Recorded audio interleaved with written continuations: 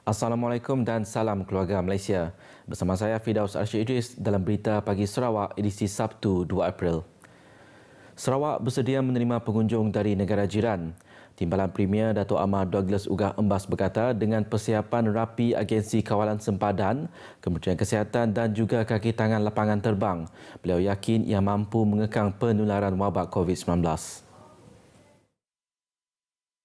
Dato' Amar Douglas berkata dengan prosedur operasi standard SOP ketat yang dikeluarkan oleh Jawatan Kuasa Pengurusan Bencana Negeri, pembukaan semula sempadan kali ini tidak akan memberi implikasi negatif terhadap pembangunan ekonomi negeri.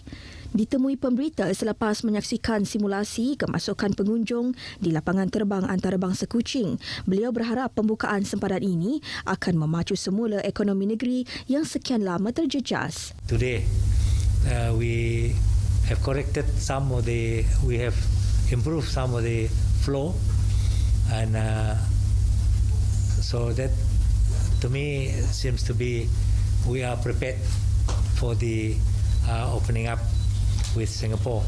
Terdahulu beliau menyaksikan simulasi SOP kemasukan pengunjung dari Singapura ke Sarawak. Buat masa ini, Sarawak hanya menerima pengunjung dari Singapura melalui jalan udara dan pintu sempadan terbeduk dan biawak bagi pengunjung dari negara Indonesia. Namun, kos ujian PCR akan ditanggung oleh pengunjung sendiri. Sementara itu, bagi Ketua Pegawai Eksekutif Lembaga Pelancongan Sarawak, Syazid Datuk Saleh Asgor, dengan pembukaan semula sempadan ini, beliau menjangkakan lebih 1 juta pengunjung tahun ini. We have get our people as in the stakeholders ready. Because of that, we had the siasito and all. Everybody is all into getting prepared, the people, the packages and so forth. Beliau optimis dengan keunikan yang terdapat di negeri ini yang berupaya menarik kehadiran pengunjung. Jumlah pelancong ke Sarawak dalam tempoh Januari sehingga Mac tahun ini meningkat sehingga 500% berbanding tempoh yang sama tahun lepas. Menteri Pelancongan, Industri Kreatif dan Seni Persembahan, Datuk Seri Abdul Karim Rahman Hamzah memberitahu ia dijangka bertambah dengan peralihan fasa endemik yang membenarkan kemasukan pelancong asing ke negara ini. Datuk Seri Abdul Karim Rahman memberitahu dengan lonjakan bilangan pelancong yang datang, ia merupakan petanda positif bagi Sarawak, iaitu sasaran pelancong ke Sarawak tahun ini adalah sebanyak 1.2 juta.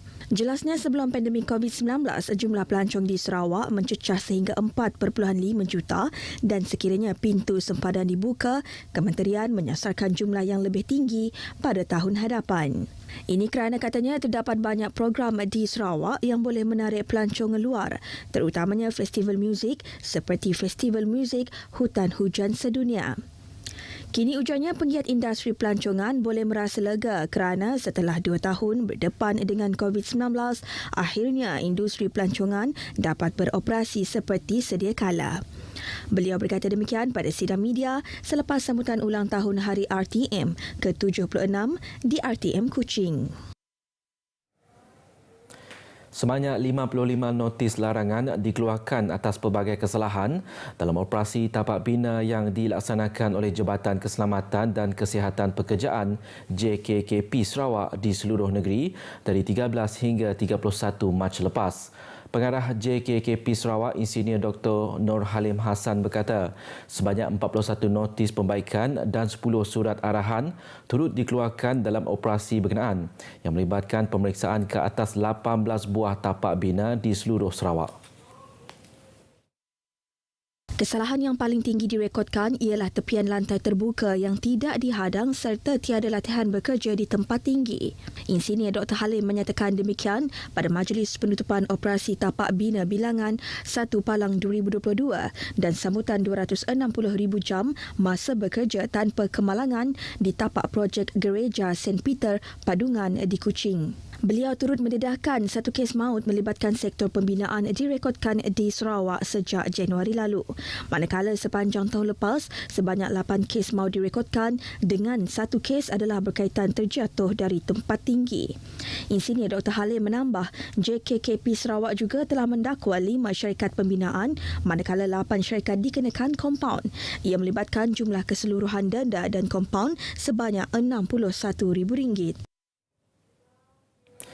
Jabatan Penyiaran Malaysia RTM Sarawak diseru supaya terus mempertingkatkan penyampaian dengan lebih kreatif dan berinovasi. Menteri Pengangkutan Datuk Seri Lee Kim Shin berkata, biarpun telah berusia 76 tahun, namun peranan RTM terhadap penyebaran maklumat terus relevan dan menjadi penghubung dalam menyampaikan maklumat yang tepat dan sahih. Datuk Seri Lee berkata ia termasuk pembangunan perkembangan terkini mengenai wabak penyakit seperti COVID-19 kepada masyarakat khususnya di kawasan luar bandar dan pedalaman Sarawak. Mudah-mudahan RTM akan terus mempertingkatkan perkhidmatannya kepada negara dan kepada rakyat. Beliau ditemui pemberita selepas merasmikan sambutan ulang tahun Hari RTM ke-76 di RTM Miri. Selamat ulang tahun Hari RTM ke-76. Tampil dengan kepelbagaian budaya dan etnik melalui pemakaian tradisi menjadi tema sambutan ulang tahun RTM ke-76 di RTM Limbang, sekaligus turut meraihkan sambutan ulang tahun RTM Limbang ke-51 pada tahun ini. Ketua Unit Rancangan RTM Limbang, Amran Tut, yang ditemui pemberita menyifatkan keunikan yang terdapat di stesen itu perlu diketengahkan sebagai tarikan utama untuk masyarakat melihat keharmonian yang terjalin dalam kalangan kaki tangan. Ni kami tampil dengan kepelbagaian etnik yang ada. Di sini kita ada Melayu, kita ada Melayu Brunei, kita ada Kedayan, kita ada Bisaya, kita ada Lun Bawang dan juga ada pelbagai lagi etnik. Dan ini yang kita nak tonjolkan kepada masyarakat setempat. Dalam pada itu, beliau turut menyatakan RTM Limbang melalui siaran radio popularnya Limbang FM akan terus menyantuni dan mendekati para pendengar bagi memastikan Limbang FM terus unggul dan diminati. Sementara itu di Sibu, pelbagai aktiviti diadakan antaranya senaman aerobik yang berlangsung selama 76 minit sebagai simbolik sambutan selain sukaneka yang melibatkan kaki tangan pelbagai agensi kerajaan lain. Kepada semua warga Jabatan Penyiaran Malaysia, semoga kita terus unggul dalam menyampaikan maklumat yang bermanfaat kepada masyarakat. Selamat hari jadi RTM yang ke-76 kepada rakan-rakan saya yang sama-sama bekerja dulu, kepada para pendengar Sibu FM. Semoga yang baru masih terus untuk mencari bagaimana untuk memajukan RTM Sibu ini, iaitu Sibu FM ini ke tahap yang lebih tinggi. Saya mau harap RTM 1 tahun lebih baik dari 1 tahun. Mau happy birthday dengan RTM 76. Manakala Bintulu FM meraihkan sambutan ulang tahun RTM ke-76 menerusi program Cakna Kasih RTM bersama warga kampung Hilir Sebauh. Ini kita memilih Sebauh memandangkan masyarakat di sini datang dari pelbagai bangsa dan aliran, iaitu dari kaum Penan, Iban, Kayan, dan ini menunjukkan toleransi agama dan masyarakat majmuk. Seramai 10 orang menerima sumbangan pada program berkenaan. Umat Islam di negeri ini digalakkan untuk memanfaatkan kaedah pembayaran zakat fitrah melalui kemudahan teknologi terkini bagi menunaikan kewajipan itu. Pengurus Besar Tabung Baitul Mal Sarawak TBS, Datuk Abang Muhammad Shibli Abang Naili berkata, kemudahan ini termasuk membayar melalui dalam talian di portal Baitul Mal Kamek, aplikasi TBS dan aplikasi Sarawak Pay. Pada tahun ini bermula daripada 1 Ramadan sampai ke akhir Ramadan, zakat fitrah untuk seorang kadarnya RM7 seperti tahun-tahun yang lalu. Kita berharap masyarakat Islam khususnya untuk mengambil peluang ini untuk membayar seawal-awal yang mungkin. Tambahnya, kaedah pembayaran di kaunter TBS terdekat dan melalui seramai 778 amil yang dilantik juga boleh dilakukan bermula 1 Ramadan. Beliau menjangkakan kutipan zakat fitrah tahun ini akan meningkat berbanding tahun lepas, iaitu RM5.5 juta.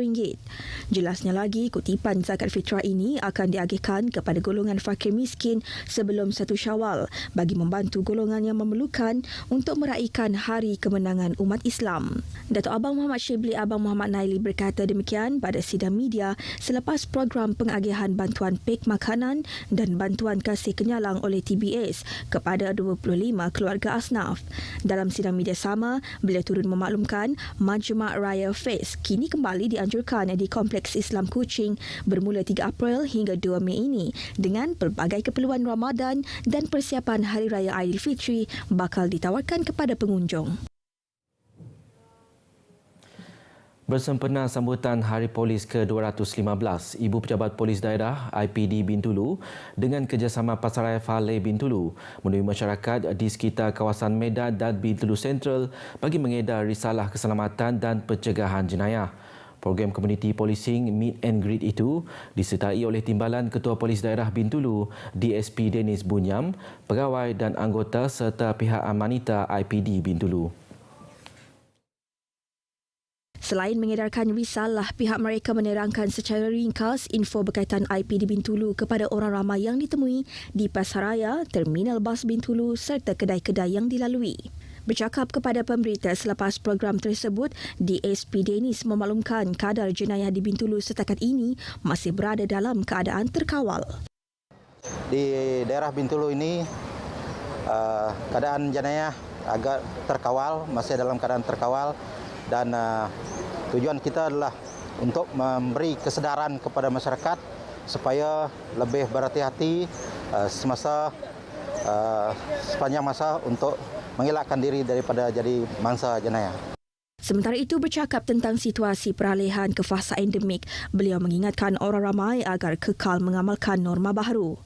Katanya pihak Polis Bintulu akan terus melakukan pemantauan dan pemeriksaan khususnya di kawasan tumpuan awam. Sekian berita Pagi Sarawak edisi Sabtu 2 April.